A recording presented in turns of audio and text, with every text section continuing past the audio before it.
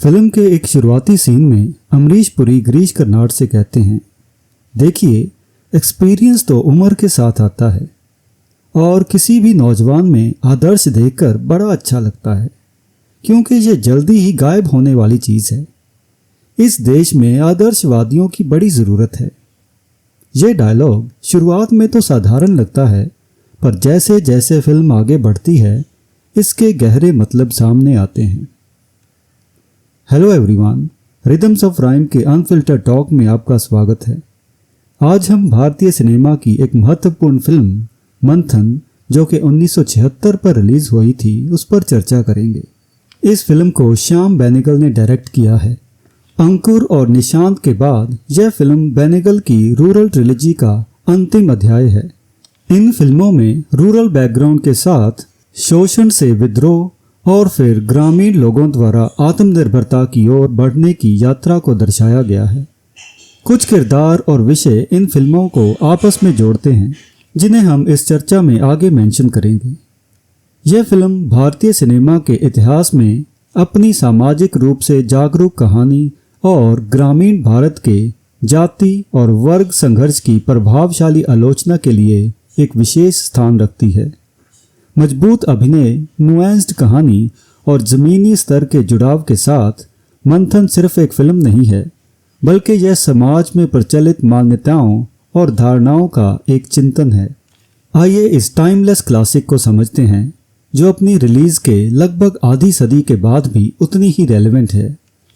गुजरात के ग्रामीण क्षेत्र में स्थित मंथन की कहानी डॉक्टर मनोहर राव यानी गिरीश कर्नाड, जो कि एक पशु चिकित्सक हैं, उनके इर्द गिर्द घूमती है, जिन्हें एक जाति विभाजित गांव में डेयरी सहकारी समिति स्थापित करने का काम सौंपा गया है।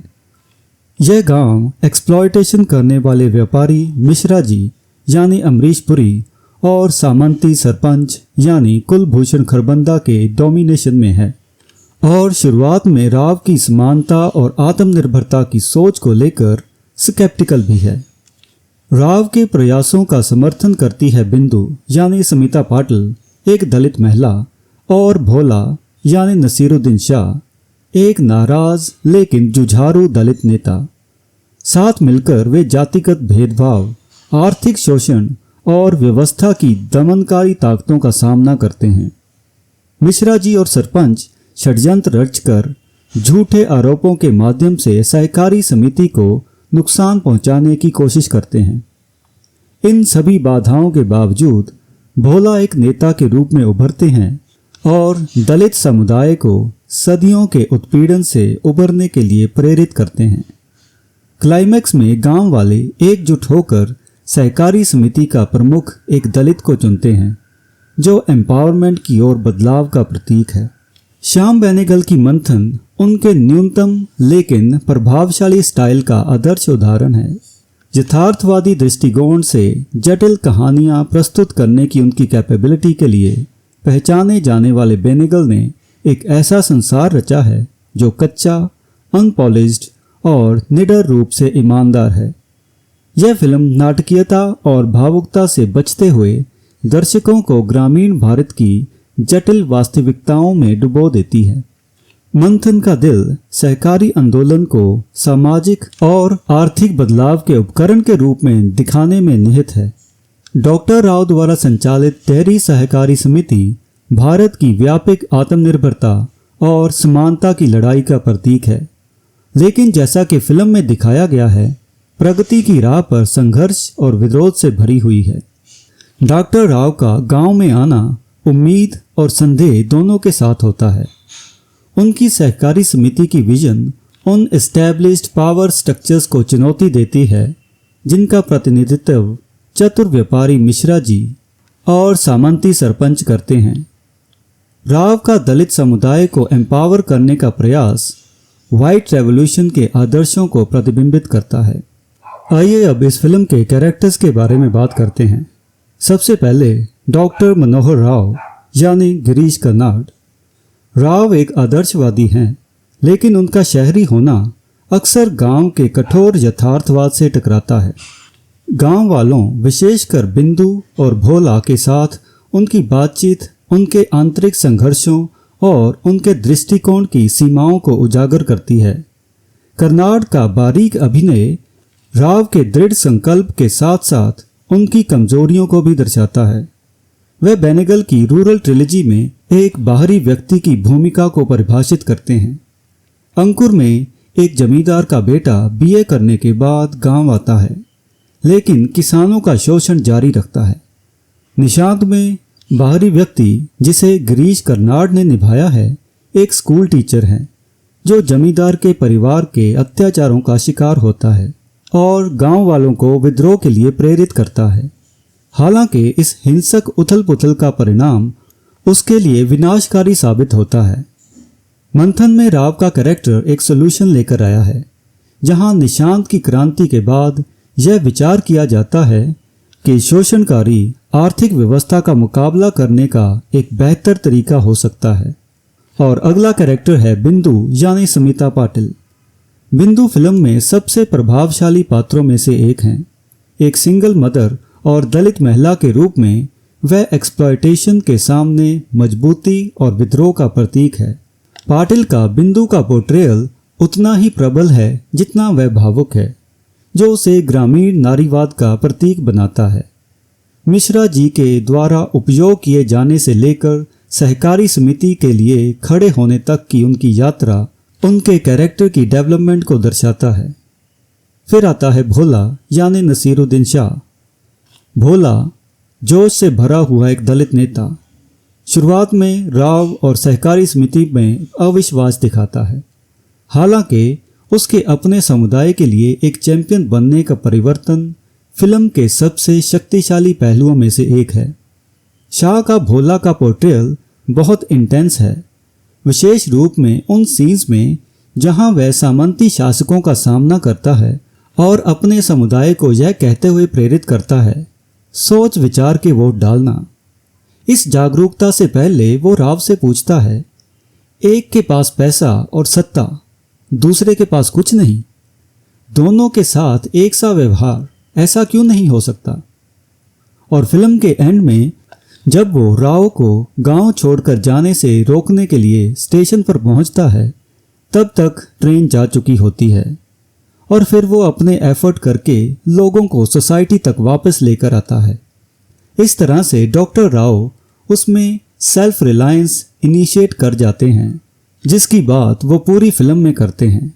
वो सोसाइटी के साथ साथ गांव के जाति आधारित कॉन्फ्लिक्ट में भी डायरेक्टली इंटरफेयर नहीं करते, बल्कि दोनों साइड्स को समझाते हैं कि डिवीजन से सोसाइटी का नुकसान होगा।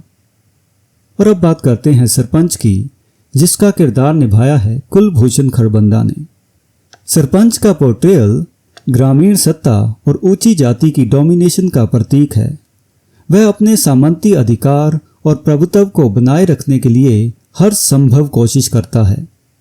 जातिगत भेदभाव और क्लास एक्सप्लॉयटेशन में उसकी प्रमुख भूमिका है, लेकिन अंत में सहकारी आंदोलन उसकी सत्ता को चुनौती देता है। हालांकि वो डॉक्टर राव को खुद गांव में बुलाता है ताकि अपनी सत्ता को और मजबूत कर सके, पर सोसाइटी का इलेक्शन भोला से हारने के बाद वो इसको ख़त्म करने की कोशिश करता है। और फाइनली मिश्रा जी यानी अमरीश पुरी। सोसाइटी के विरोधी के रूप में मिश्रा जी उस लालच और भ्रष्टाचार का प्रतीक हैं जिसे सहकारी समिति समाप्त करना चाहती है। पुरी का चित्रण डरावना और करिश्माई दोनों हैं, जो उन्हें राव के आदर्शवाद के लिए एक मजबूत प्रतिद्वंदी बनाता है। उनके व्यापारिक तरीके बड़ी कंपनियों की रणनीति को रिफ्लेक्ट करते हैं, जैसे कि जब सहकारी समिति काम करना शुरू करती है तो वह दूध के लिए अधिक पैसा देना शुरू करते हैं, लेकिन जब उन्हें लगता है कि समिति बंद हो रही है तो कीमतों को पहले की स्थिति में वापस ले आते हैं। तो हम ये कह सकते हैं कि हालांकि मंथन 1970 के दशक में सेट है, इसके थीम्स आज भी उतने ही रेलेवेंट हैं। फिल्म में जाति गतिशीलता, आर्थिक शोषण और जेंडर इनइक्वालिटी का पोर्ट्रेयल उन समस्याओं को उजागर करता है जिनसे समाज आज भी जूझ रहा है। फिल्म रूरल इंडिया में मौजूद स्ट्रॉन्ग कास्ट डिविजन्स को उजागर करती है। ऊंची जातियों के डर से सहकारी समिति में शामिल होने में दलितों को शुरू में हिचकिचाहट होती है, जो कि उनके इंस्टीट्यूशनल एक्सप्लॉयटेशन के अनुभव को दर्शाती है, और फिर सहकारी चुनावों में भोला की जीत उम्मीद और प्रगति का प्रतीक है। हालांकि इसके लिए उनको काफ़ी कीमत चुकानी पड़ती है। और बिंदु का कैरेक्टर ट्रेडिशनल जेंडर परफॉर्मेंसेस को चुनौती देता है, लेकिन उनकी यात्रा पैट्रियार्की द्वारा लगाई गई सीमाओं को भी उजागर करती है। डॉक्टर राव के साथ उनका छोटा सा रोमांटिक टेंशन जाति और वैवाहिक स्थिति की अनकही सीमाओं को रेखांकित करता है। जब वह उन्हें घूरते हुए पाती है तो वह पूछती है कि क्या वह शादीशुदा हैं, और जब वह हाँ में जवाब देते हैं तो स्थिति अचानक बदल जाती है। और मंथन फिल्म की एक और विशेषता है, ये भारत की पहली क्राउड फंडेड फिल्म होने का गौरव रखती है। 5 लाख से अधिक किसानों ने इस प्रोजेक्ट को स्पॉन्सर करने के लिए प्रति व्यक्ति 2 रुपये का योगदान दिया, जिससे यह एक सच्चा सामूहिक प्रयास बन गया। यह जमीनी स्तर पर सहकारी मिशन को प्रतिबिंबित करती है और यह साबित करती है कि सामूहिक एक्शन सार्थक परिवर्तन ला सकता है। और फिल्म के टेक्निकल एस्पेक्ट्स की बात करें तो मंथन टेक्निकली फिल्म मेकिंग की एक मास्टर क्लास है, जहां हर एलिमेंट इसकी प्रामाणिकता और भावनात्मक प्रभाव को बढ़ाने में योगदान देता है। गोविंद निहलानी की सिनेमेटोग्राफी ग्रामीण गुजरात की साधारण सुंदरता को कैद करती है। वाइड शॉट्स और नेचुरल लाइट का उपयोग एक ऐसी विजुअल लैंग्वेज बनाता है जो पोएटिक और यथार्थवादी दोनों है। और वनराज भाटिया का म्यूजिक, विशेष रूप से प्रीति सागर द्वारा गाया गया गीत मेरो गांव काथा पारेगा, ग्रामीण भारत के संघर्षों और आकांक्षाओं को समर्पित है। फिल्म का साउंड डिज़ाइन गांव की ध्वनियों को कैप्चर करता है और दर्शकों को पूरी तरीके से डुबो लेता है। और फिल्म का वो गाना अमूल के एडवर्टाइजिंग जिंगल के रूप में उपयोग किया गया और एक तरीके से कंपनी का ब्रांड एम्बेसडर बन गया। फिल्म ने 1977 में बेस्ट फिल्म कैटेगरी में नेशनल अवार्ड जीता और इसे ऑस्कर्स में भी भारत की ऑफिशियल एंट्री के तौर पर भेजा गया था।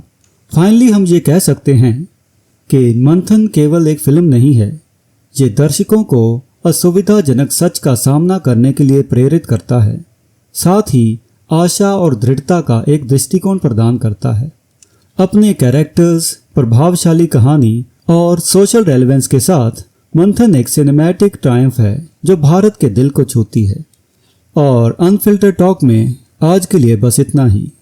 अगर आपको ये वीडियो पसंद आई तो आप रिदम्स ऑफ राइम को लाइक, शेयर और सब्सक्राइब करना ना भूलें, ताकि आप नई और पुरानी फिल्मों के ऊपर हमारे अनफिल्टर टॉक्स देख सकें। और अपने दोस्तों के साथ भी इस चैनल को शेयर करें ताकि वो भी इन वीडियोस को देख सकें।